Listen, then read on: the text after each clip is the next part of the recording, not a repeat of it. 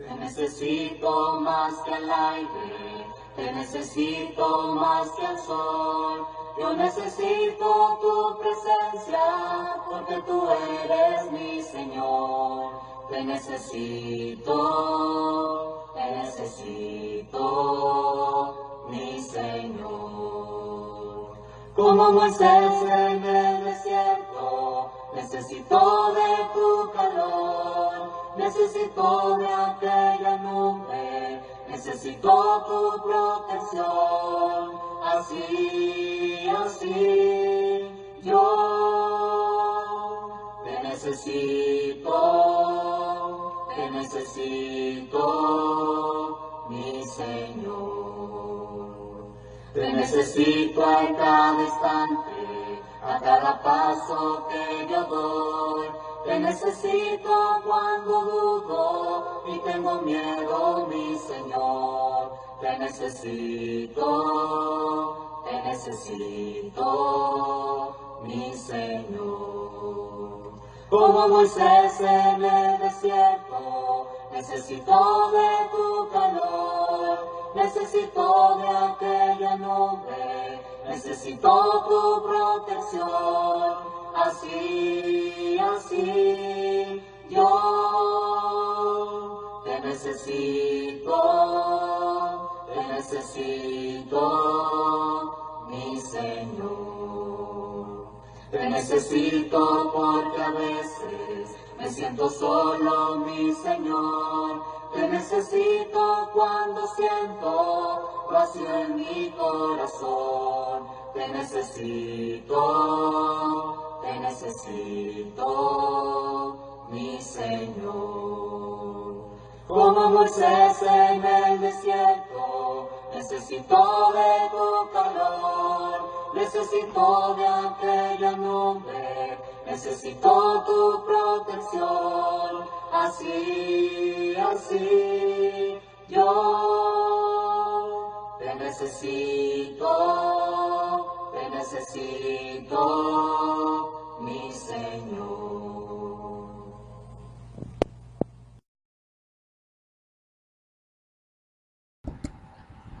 Oramos. Bendito Padre Celestial, en este día damos gracias a Dios por estar aquí con el propósito de estudiar tu bendita palabra. Concédenos el privilegio de escuchar el mensaje de hoy con el propósito de analizar, estudiar, reflexionar, aplicar en nuestra vida tu mensaje y conservarnos fiel, Padre Santo, a la Escritura.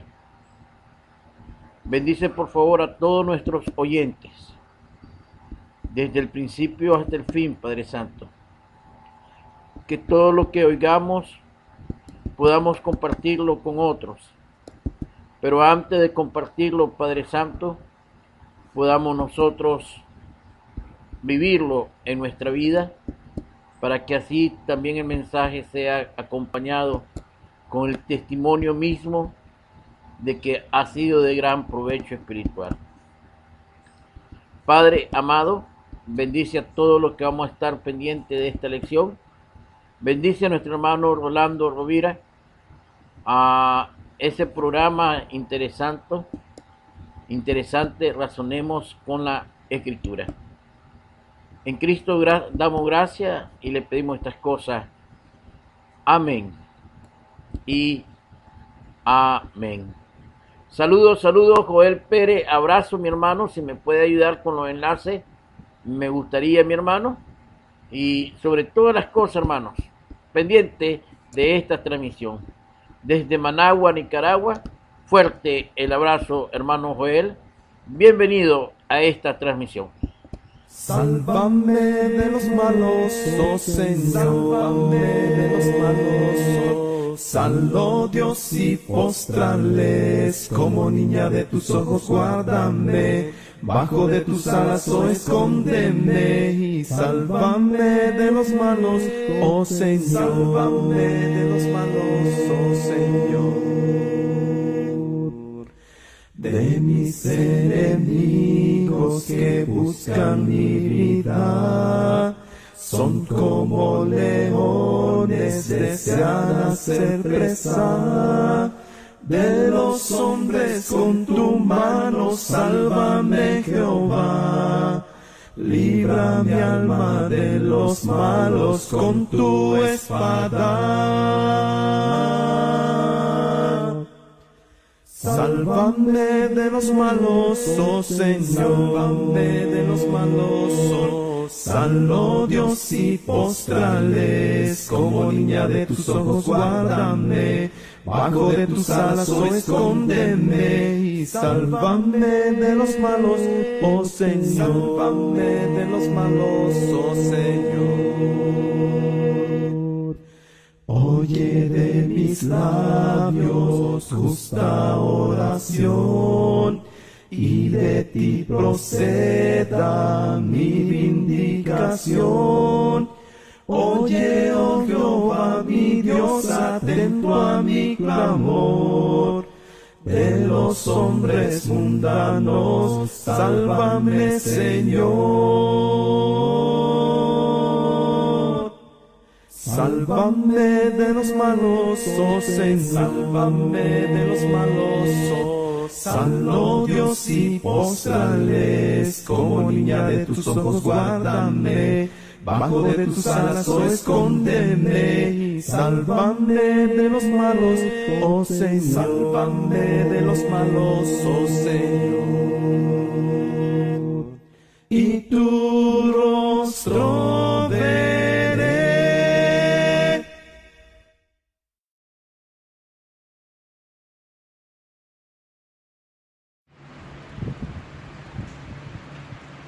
Buenas noches, amados, bendiciones de nuestro Dios. Damos a Él gracias porque a pesar de las inclemencias del tiempo, pues aquí estamos porque deseamos mantenernos fieles. Y precisamente se da un clima como este, aunque una situación climática como esta, donde es natural para estas fechas. Y si una situación como esta me impide venir hoy, pues me impide venir el otro miércoles y el otro miércoles, y así hasta diciembre, enero, que desaparezcan las lluvias. Pero si usted hizo el esfuerzo y está aquí es porque quiere mantenerse fiel. Qué ironía que si estoy estudiando precisamente este tema, luego un obstáculo no me permita participar y seguir aprendiendo de las claves que el cristiano debe tomar en cuenta si es que quiere demostrar a Dios su fidelidad. La lección de hoy, la lección número 7, nos dice que si queremos mantenernos fieles, debemos tener cuidado con la doctrina. Ten cuidado con la doctrina.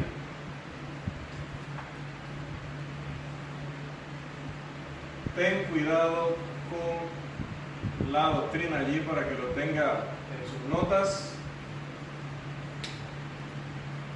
Pablo, el anciano, instruía al joven evangelista Timoteo en cuanto a cómo mantenerse fiel cuando le escribió las palabras que podemos leer en 1 de Timoteo capítulo 4, versículo 16. 1 de Timoteo capítulo 4, versículo 16, por favor. 1 de Timoteo 4, 16. Ten cuidado de ti mismo y de la doctrina. Persiste en ello, pues haciendo esto te salvarás a ti mismo a los que creen. Bien, y manténganse allí, por favor, porque vamos a estar hablando un poco acerca de este texto. Dice: ten cuidado de ti mismo y de la doctrina, persevera en estas cosas, porque haciéndolo, dice acá, asegurarás la salvación tanto para ti mismo como para los que te escuchan. Aunque algunos no le ven la importancia a la doctrina, hermanos, Pablo le enseñó a Timoteo el valor de la enseñanza y de vivir conforme a la doctrina de Cristo. En la primera de esas magistrales cartas o magistrales epístolas que escribe a Timoteo, Pablo le dice en el capítulo 4, ahora el versículo 6, lo siguiente: Primera de Timoteo, capítulo 4, versículo 6. Si esto enseñas a los hermanos, serás buen ministro de Jesucristo, nutrido con las palabras de la fe y de la buena doctrina que has seguido. Bien, aquellas cosas específicas que Timoteo tenía que poner en la mente de los hermanos para que ellos las estuvieran recordando constantemente, diariamente, eran aquellas cosas, si leemos el contexto de este capítulo, los versículos 1 al 5, era lo que tenía que ver con las formas que utilizaban aquellos que se habían desviado de la fe o que habían apostatado de la fe. Acerca de eso, Pablo le está pidiendo a Timoteo que siempre esté haciendo recordatorios a la iglesia a través de la predicación para que ellos se mantuvieran claros en cuanto a ese punto. Y un buen ministro de Jesucristo, como lo era Timoteo, como lo queremos ser cada uno de nosotros, debe mantenerse obedeciendo esa instrucción divina. Nuestro primer punto tiene que ver con la doctrina definida, para que también lo añada allí en sus notas. La doctrina definida. Las dos palabras que más comúnmente se utilizan en el Nuevo Testamento como doctrina son didascalia y didache. No se preocupen porque no vamos a exigirle que memorice estos términos, pero solamente los mencionamos porque cada uno de ellos tiene un sentido, un uso muy importante dentro del lenguaje del Nuevo Testamento, ese idioma en que escribieron los hombres inspirados, y que por eso es necesario a veces mencionarlo. La primera se traduce por la palabra doctrina 20 veces en el Nuevo Testamento, didascalia. La segunda, 29 veces, didache. La palabra raíz de ambos términos es didasco, que simplemente significa, y obviamente significa enseñar. Y así se utiliza 95 veces en todo el Nuevo Testamento. Pues increíble que no sea la doctrina o la enseñanza importante cuando es un término que se utiliza tantas veces en la Biblia. El arreglo de palabras con discalia en cuanto a la palabra raíz, pues es variable. De discalia salen palabras como didascalos, que es maestro, nomodidascalos, que es maestro de la ley, calodidascalos, que es maestro bueno o maestro de lo bueno, como le llamó Nicodemo a Jesús, pseudodidascalos, que son los falsos maestros, didascalia, que es la enseñanza misma o el conjunto de doctrinas o enseñanzas, heterodidascaleo, que es enseñar doctrina extraña, doctrina que no habíamos escuchado y no habíamos recibido anteriormente. Didache, que ya decíamos que es la enseñanza también. Didactos, que se refiere a las personas que han sido instruidos, didactos. Y didácticos, que se refiere a aquellos que son capaces de enseñar. Un término que sí, en el sonido es muy similar y es comprensible para todos nosotros. Los didácticos son aquellos hombres de Dios que son capaces, tienen la capacidad de enseñar también a otros. Esa frase la utilizó el mismo apóstol Pablo. Por lo tanto, la doctrina es la enseñanza. Analizando el uso de estos términos y su significado, entendemos que entonces la doctrina es la enseñanza. Minimizar, hacer de menos la importancia de la doctrina es minimizar la importancia de la enseñanza de la Biblia. Dice el texto que un ministro debía estar nutrido con las palabras de la fe y de la buena doctrina que ha seguido. Eso no significa otra cosa que debe estar nutrido con las palabras de fe y de la buena enseñanza que ha seguido. Pablo le dejó claro a Timoteo que para poder salvarse él tenía que cuidarse a sí mismo y tenía que cuidarse de lo que enseñaba. No era suficiente llevar una vida moral correcta. No era suficiente organizar adecuadamente a la congregación. No era suficiente salir y predicar el evangelio a los perdidos.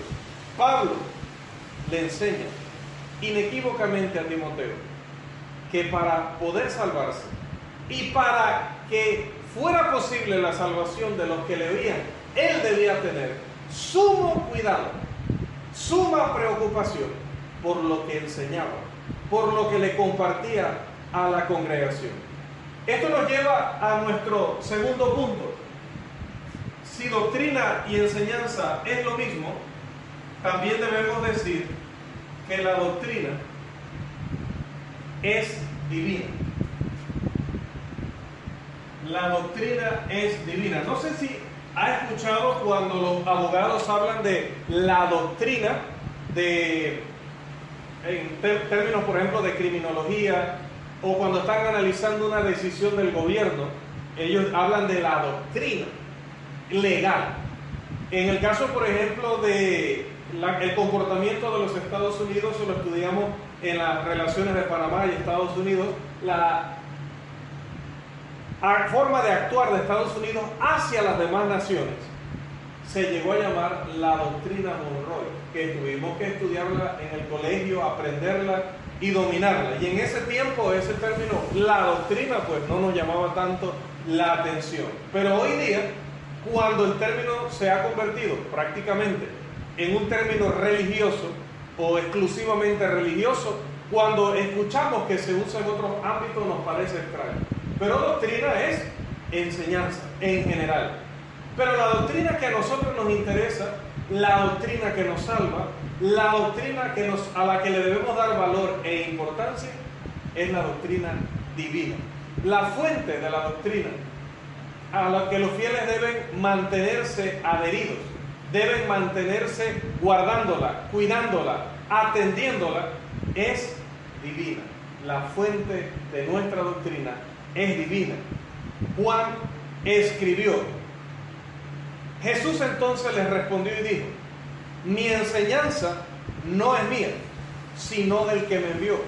Si alguien quiere hacer su voluntad, sabrá si mi enseñanza es de Dios o si hablo de mí mismo. ¿Qué le parece? Dice el Señor: mi enseñanza no es mía, sino del que me envió.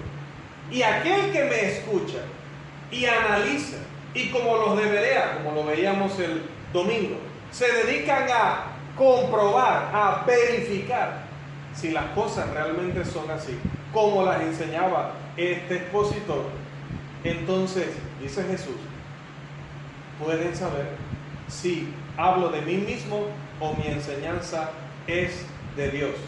Al cuidar la enseñanza, una persona puede llegar a ser agradable ante los ojos de Dios, la fuente divina de esa enseñanza.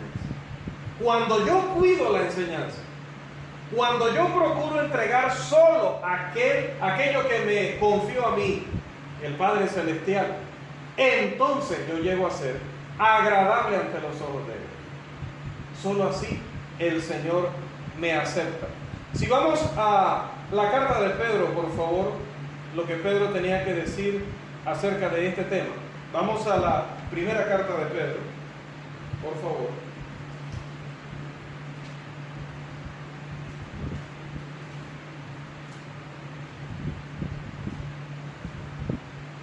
Al capítulo 1, los versículos 3 al 5, por favor.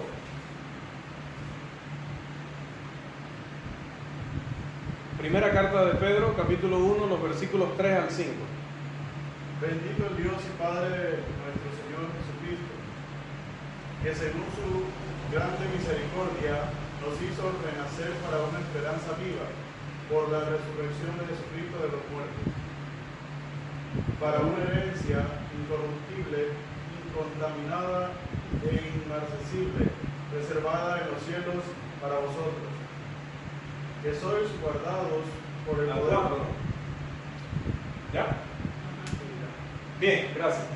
Ahora, en la carta de Pedro, la misma cita, el capítulo 1 y los versículos 3 al 4. La cita anterior de Juan es Juan 7, 16 y 17.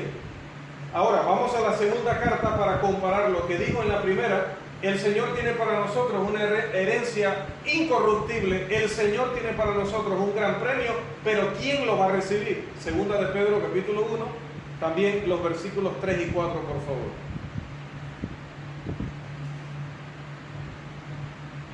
Como todas las cosas que pertenecen a la vida y a la piedad nos han sido dadas por su divino poder, mediante el conocimiento de aquel que nos llamó por su gloria y excelencia, por medio de las cuales nos ha dado preciosas y grandísimas promesas, para que por ellas llegaseis a ser participantes de la naturaleza divina, habiendo huido de la corrupción que hay en el mundo a causa de la concupiscencia.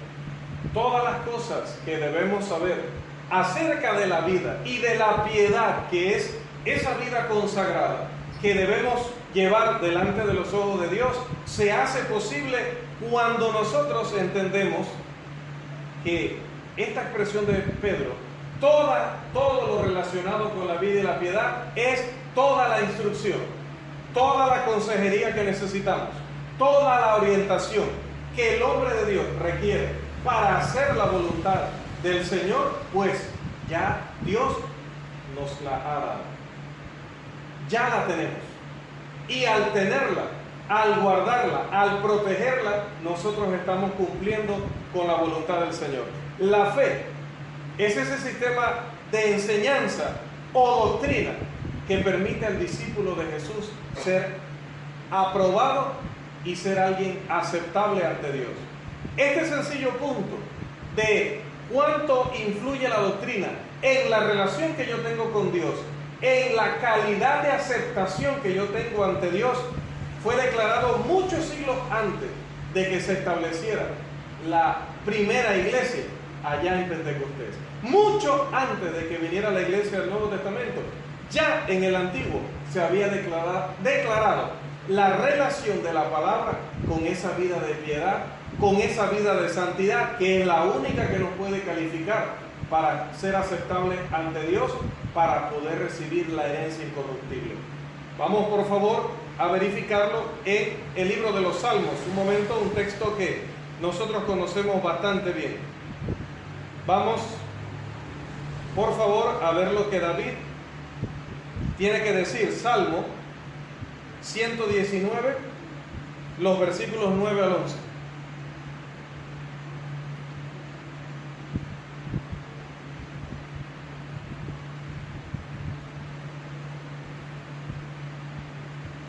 ¿Con qué limpiará el joven su camino? Con guardar tu palabra. Con todo mi corazón te he buscado, no me dejes desviarme de tus mandamientos. En mi corazón he guardado tus dichos para no pecar contra ti. En mi corazón he guardado tus dichos. El corazón del creyente es esa caja fuerte, donde se guarda todo ese valor, toda nuestra riqueza, porque esta revelación de Dios y este conocimiento que da Dios es sagrado. Lo que usted está recibiendo ahora no es simplemente una consejería u orientación al nivel de la que podría recibir en una capacitación en su empresa, en su carrera profesional o en cualquier otra práctica o disciplina. Lo que usted recibe aquí es sagrado, es divino, y usted lo debe proteger, lo debe guardar, y cuando lo atesora, dice el salmista, usted logra ¿qué? El pecado no domine su vida. He guardado tus dichos para no pecar contra ti. Y el apóstol Pablo, en la carta a los Romanos, en el capítulo 12, en los versículos 1 al 3, también nos habla acerca de esta relación entre la enseñanza, entre el culto razonable que damos a Dios, un culto que está basado en el conocimiento, no en la emoción, no en el sensacionalismo, no en mi opinión. El culto que damos a Dios está basado en el conocimiento ¿Y qué logra ese culto basado en el conocimiento? Por favor, la carta a los Romanos, el capítulo 12, los versículos 1 al 3.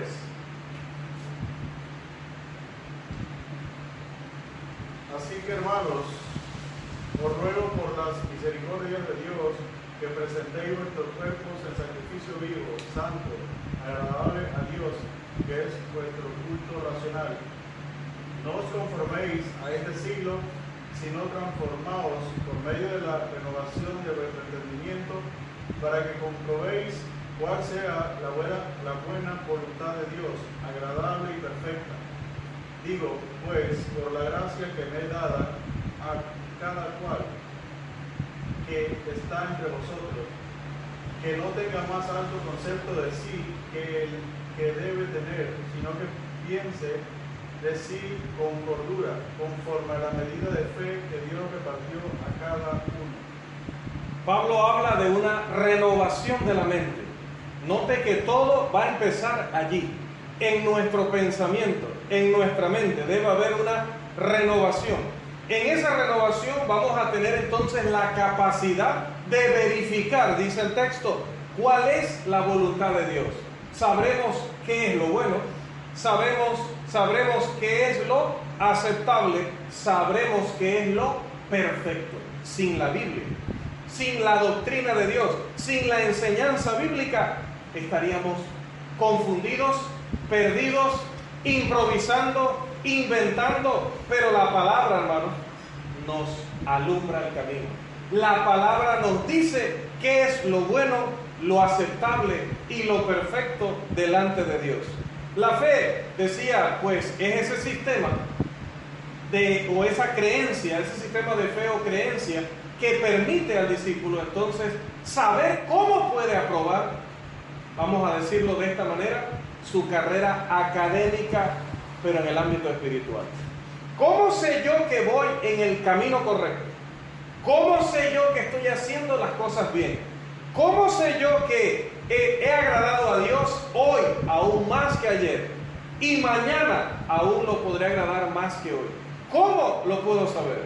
Pues tienes la Escritura, tienes la revelación de Dios para poder verificar constantemente lo que Dios quiere de tu vida. Y si tu vida y mi vida se parece a esa instrucción, entonces la conclusión natural es que verdaderamente he verificado la voluntad de Dios al renovar mi mente con las instrucciones que me da a mí ese culto racional que propone la Escritura.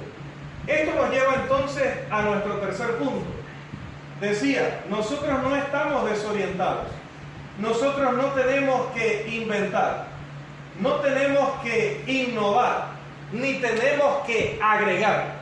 Resulta que ya Dios nos ha revelado, decía el apóstol Pedro, lo que necesitamos para vivir esa vida piadosa que Dios espera de cada uno de nosotros. En Romanos 16:16, un texto que conocemos bastante bien, el apóstol Pablo le escribe a la iglesia de Roma, y en ese texto dice: os saludan, las iglesias de Cristo os saludan.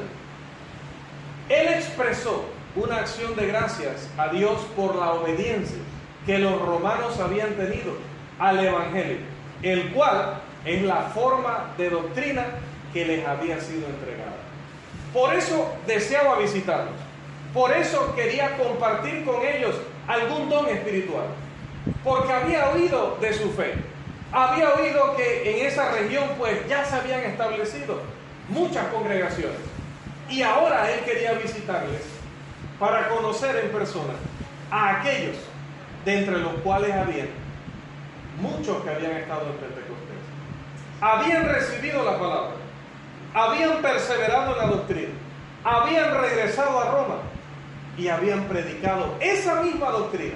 La misma forma de doctrina entregada por los apóstoles en Hechos 2, la predicaron en Roma, y el resultado de esa predicación es que los grupos que se formaron en Roma fueron llamados por el apóstol y por el Espíritu Santo iglesias de Cristo, porque obedecieron la misma forma de doctrina que había sido predicada por Pedro y los demás apóstoles en Hechos capítulo 2.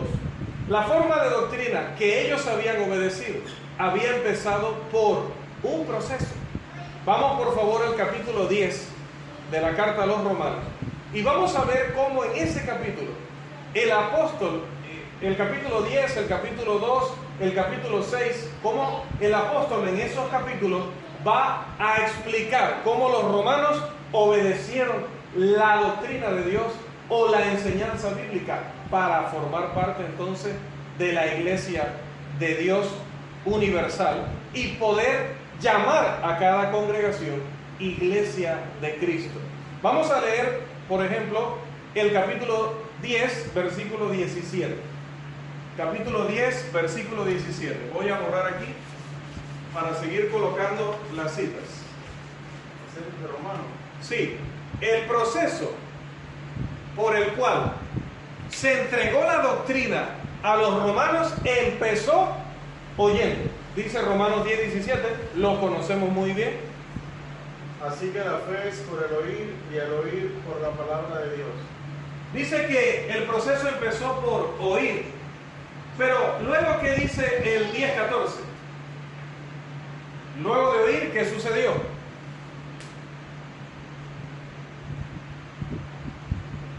Romanos 10, 14, por favor, todos los que tengan la Biblia. Tenemos acá adelante también. ¿Cómo pues invocarán a aquel en el cual no han creído? ¿Cómo creerán en aquel de quien no han oído? ¿Y cómo oirán sin haber quien les predique? Además de oír, lo que oían debían creerlo. Romanos 10, 14. En el capítulo 2 de esta misma carta, todo siempre dentro de esta misma carta, en esta sección, en Romanos capítulo 2, versículo 4 nos dice que luego de oír y de creer, el paso natural y enseñado por Dios a través de la Escritura, ¿cuál era? Romanos capítulo 2, versículo 4. O menosprecias las riquezas de su benignidad, paciencia y longanimidad, ignorando que su benignidad te guía al arrepentimiento. Al oír y creer el evangelio que hablaba de la benignidad o de la bondad de Dios, ellos veían una oportunidad o vieron una oportunidad de arrepentimiento. Entonces, luego de que oyeron la palabra de Dios, el evangelio, la enseñanza, la doctrina, todos igualmente significando lo mismo, lo creyeron. Y al creer en ese mensaje de perdón, al creer en ese mensaje de transformación de la mente, de ese culto racional, dice el 2.4, que eso no los podía conducir sino al arrepentimiento. 2.4 de Romanos. Pero luego de que habían oído, habían creído y se habían arrepentido, esto los llevaría naturalmente al siguiente paso. Romanos capítulo 10, los versículos 9 y 10, que los conocemos también muy bien. Romanos 10, los versículos 9 y 10, por favor. Que si confesares con tu boca que Jesús es el Señor, y creyeres en tu corazón que Dios lo levantó de los muertos, serás salvo. Porque con el corazón se cree para justicia, pero con la boca se confiesa para salvación. Bien, habían oído, habían creído, se habían arrepentido. Los romanos estaban listos para reconocer que Jesús era el Hijo de Dios, que Jesús es el Hijo de Dios. Y se bautizaron. El paso final, Romanos capítulo 6, los versículos 1 al 7, que por razón de tiempo no lo vamos a leer, pero usted lo puede anotar allí para su repaso o su estudio personal en casa. Conocemos bien el texto, que en el bautismo ellos hicieron la semejanza de la muerte, sepultura y resurrección del Señor para andar en vida nueva. Así que habían oído, habían creído, se habían arrepentido, habían confesado y se habían bautizado. Esa era la forma de doctrina de la cual él habla en el capítulo 6 diciendo, obedecisteis de corazón aquella forma de doctrina. Obedecieron el mismo evangelio que se predicaba en todas partes en el primer siglo y que la iglesia del Señor sigue predicando hoy en todas partes del mundo. Ahora, Pablo le escribe una extensa carta a estas congregaciones para animarlos a lograr lo que nosotros queremos lograr a través de este curso, para lograr que ellos aprendieran a mantenerse fieles. Ya habían obedecido el evangelio, ya habían entrado al reino de Dios. Ahora faltaba que lucharan como soldados de Cristo para mantenerse allí, para pelear y ganar territorio para Cristo. Por eso Pablo entonces les escribe en el capítulo 6, ese sí lo vamos a leer, los versículos 12 y 13, Romanos capítulo 6, los versículos 12 y 13, Pablo les escribe para animarles a mantenerse fieles lo siguiente, por favor.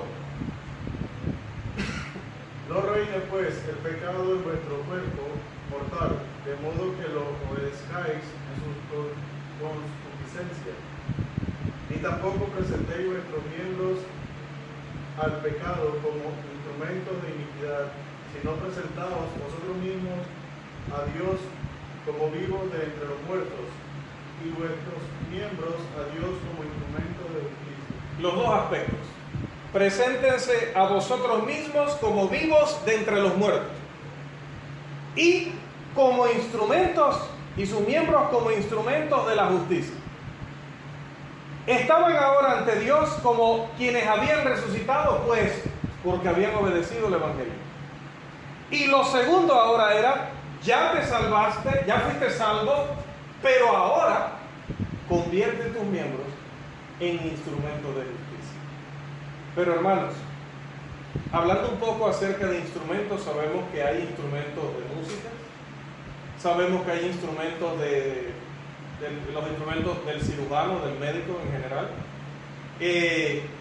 En la vida hay una gran cantidad de instrumentos que son medios para lograr algo, que son las herramientas para conseguir algo, dependiendo del campo.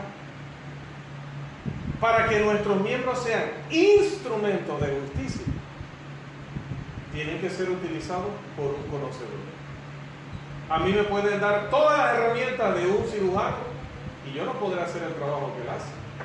A mí me podrán dar las herramientas de un carpintero y yo no podré hacer el trabajo que él hace.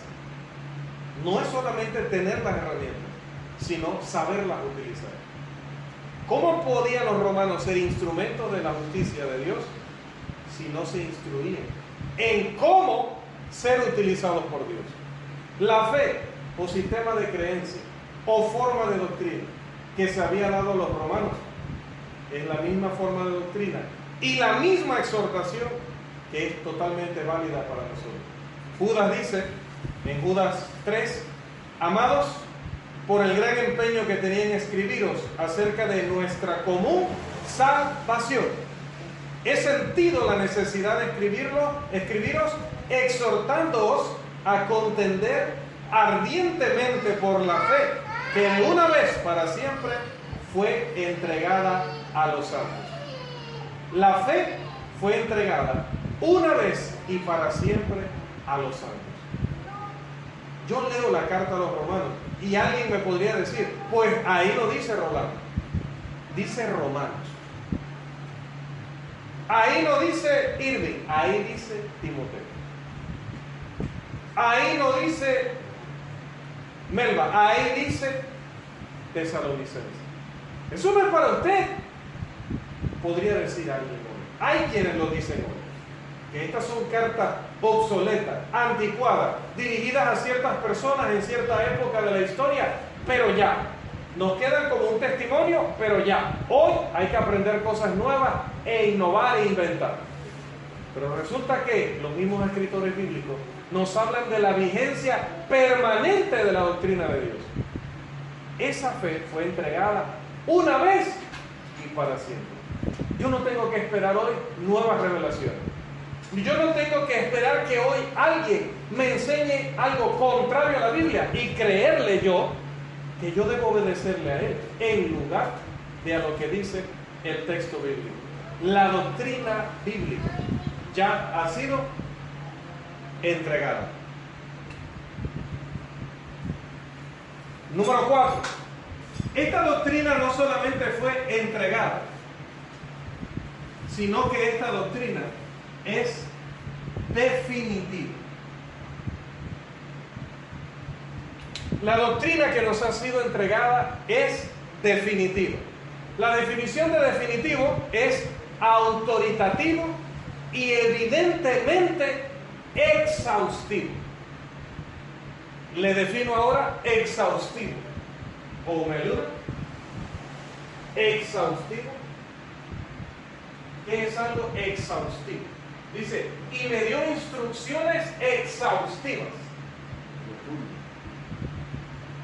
El manual de procedimiento es exhaustivo en cuanto a lo que usted tenga que hacer. Es completo. No hay un proceso que usted diga, pero es que no sé cómo hacerlo. Ahí está el manual, pero es que no está en el manual. No, usted no lo ha encontrado, pero está. Todo el proceso de la empresa está allí. Solo es cuestión de que usted lo ubique y lo comprenda. Cuando hablamos del sistema de creencia o la doctrina de la Biblia, nos dice la Escritura que ella es autoritativa y evidentemente exhaustivo. Un texto que podemos decir de memoria. Segunda de Timoteo, ya usted lo sabe. Ya sabe hasta lo que voy a citar. Segunda de Timoteo, capítulo 3, los versículos 16 y 17. Toda escritura es inspirada por Dios y útil para enseñar, para reprender, para corregir, para instruir en justicia, a fin de que el hombre de Dios sea perfecto, equipado para toda buena obra. Para toda buena obra. La escritura que es útil para enseñar hace que el hombre de Dios sea o esté equipado para toda, no para la mayoría, no para una gran cantidad, para toda buena obra.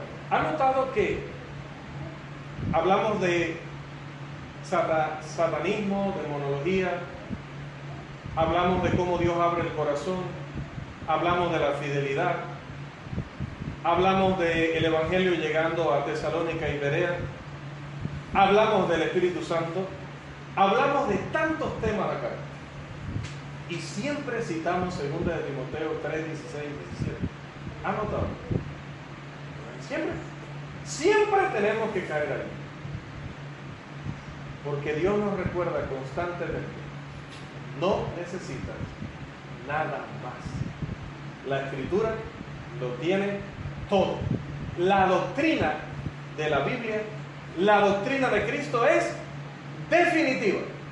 Por eso no se le puede agregar y mucho menos quitar. Porque si es exhaustiva y le quitas algo, entonces ya no es completo. Sería insuficiente. Y si le añades algo, entonces ya estás negando que es exhaustivo. Y la Biblia ha enseñado que lo es. Hermanos, les comparto una observación con la que se van a identificar la mayoría de los predicadores que escuchen este audio o lean luego este texto, esta lección por escrito, porque yo creo que todos hemos pasado por una experiencia similar a la que nos va a contar el hermano B.J. Clark. Dice el hermano en uno de sus escritos: la escena se ha repetido en mi oficina incontables veces.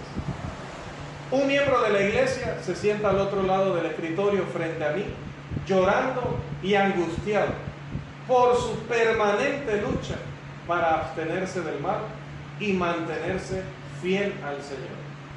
Se sienten impotentes para conquistar el pecado, que es recurrente en sus vidas.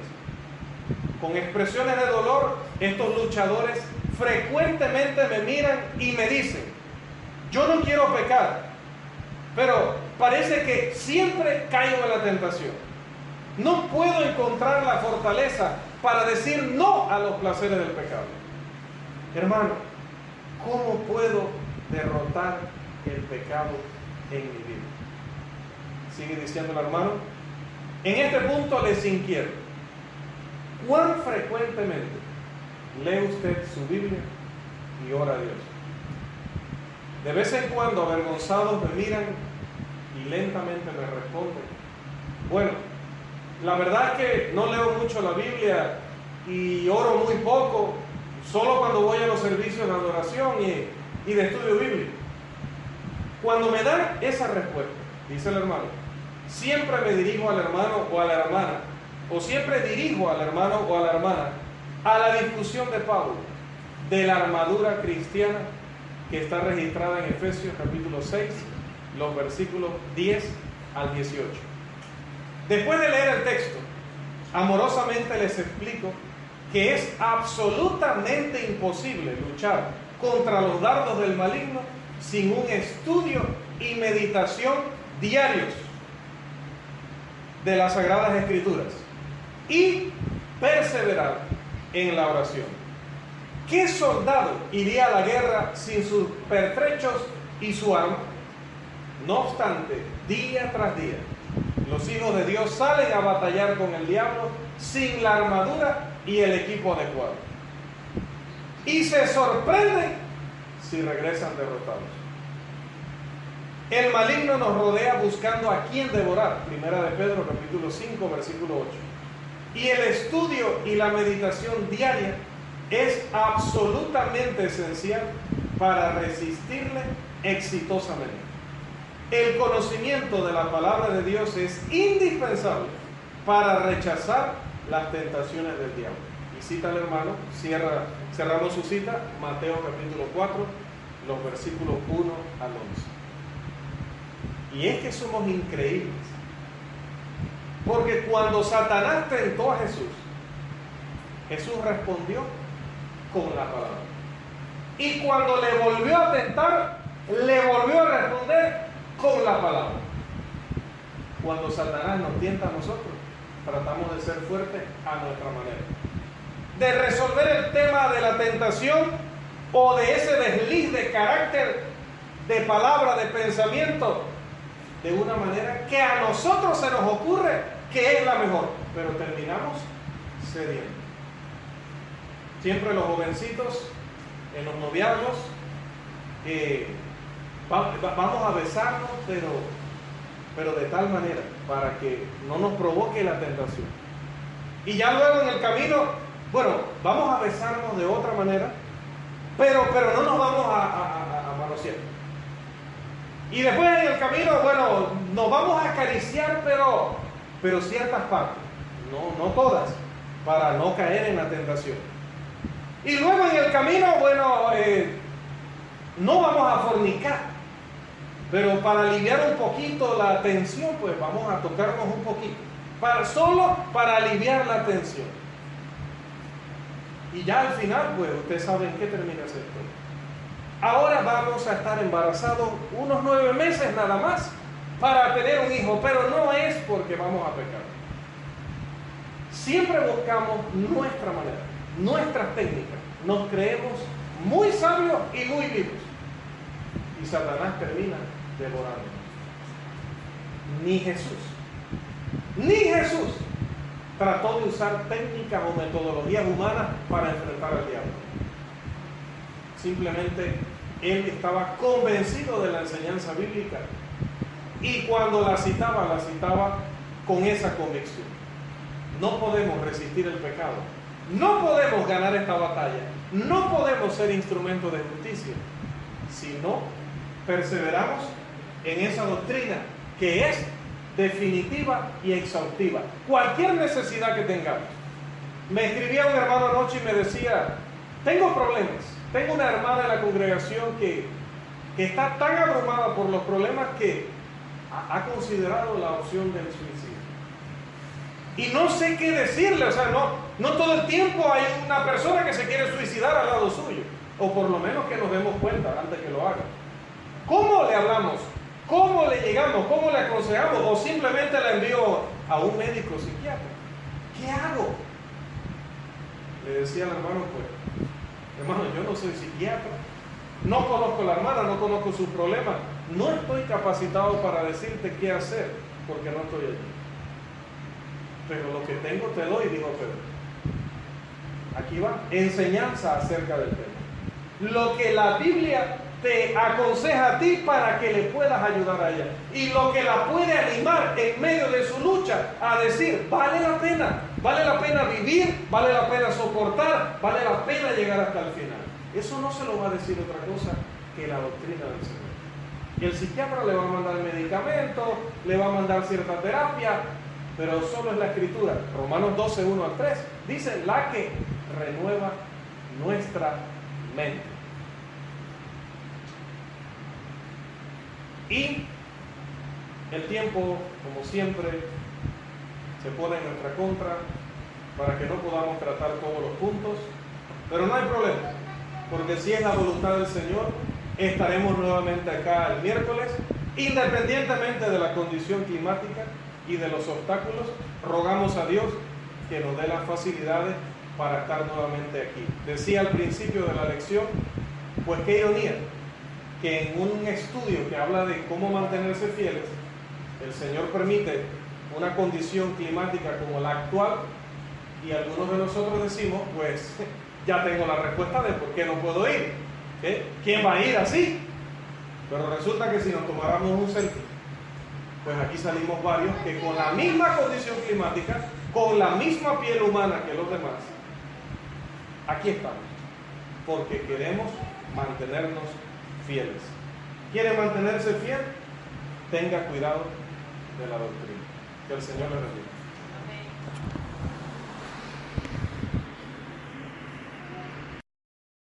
Te necesito más que el aire, te necesito más que el sol.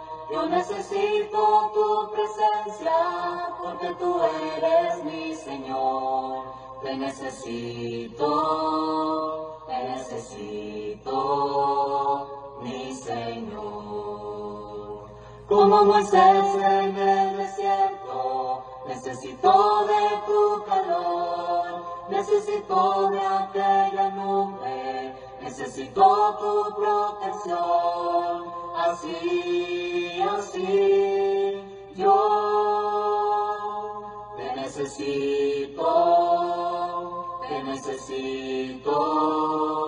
mi Señor. Te necesito a cada instante, a cada paso que yo doy. Te necesito cuando dudo y tengo miedo, mi Señor. Te necesito, mi Señor. Como Moisés en el desierto, necesito de tu calor, necesito de aquella nube, necesito tu protección. Así, yo te necesito, mi Señor. Te necesito porque a veces me siento solo, mi Señor. Te necesito cuando siento vacío en mi corazón. Te necesito, mi Señor. Como Moisés en el desierto, necesito de tu calor, necesito de aquella nube, necesito tu protección. Así, yo te necesito,